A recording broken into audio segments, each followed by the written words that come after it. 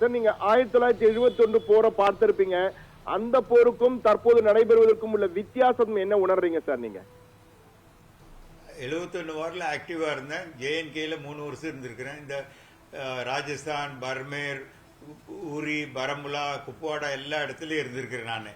அந்த சமயத்தில் உள்ள வாரில் வந்து 2 சைடும் வந்து அம்யூனிஷன், எக்யூப்மெண்ட், இவ்வளவு ப்ரெசிஷன், S-400 இந்த மாதிரி ஆன்டி ஏர்கிராஃப்ட் டிடெக்ஷன் சிஸ்டம்லாம் கிடையாது. கம்யூனிகேஷன் டெவலப் கிடையாது. கம்யூனிகேஷன் அந்த காலத்தில் வயரு, FM 200 கூட கிடையாது. எல்லாம் HF ரேடியோ தான் இருந்தது. இப்போ பார்த்தா ஒரு செகண்ட் உங்களுக்கே தெரியும், ஈவன் சிவில் பப்ளிக் கூட ஒரு செகண்டில் வந்து அமெரிக்கா கான்டாக்ட் பண்ணலாம். அதே மாதிரி பார்த்தா நான் வந்து ஆர்மியில் சிக்னல்ஸ் பிரிவுங்கன்னு சொல்கிறோம்ல, கம்யூனிகேஷன் அதில் உள்ளவங்க. கம்யூனிகேஷன் இப்போ வெல் டெவலப். சேட்டலைட் கம்யூனிகேஷன் இருக்குது, ரேடியோ ரிலே, எத்தனை கம்யூனிகேஷன் எல்லாம் வந்து என்கிரிப்டட்.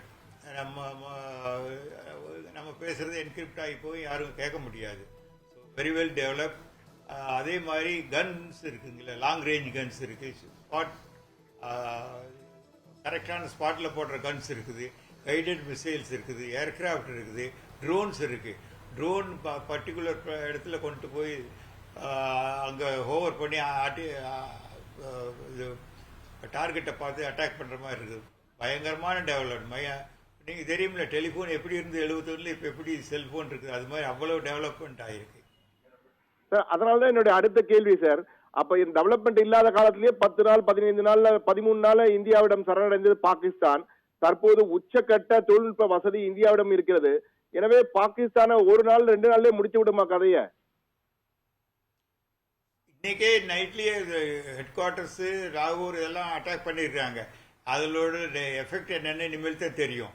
அதுலயே மெயினா இன்ஸ்டலேஷன் அட்டாக் ஆயிருந்து, டெஸ்ட்ராய் ஆயிருந்துன்னா நாளைக்கு எஃபெக்ட் வேற மாதிரி இருக்கும்.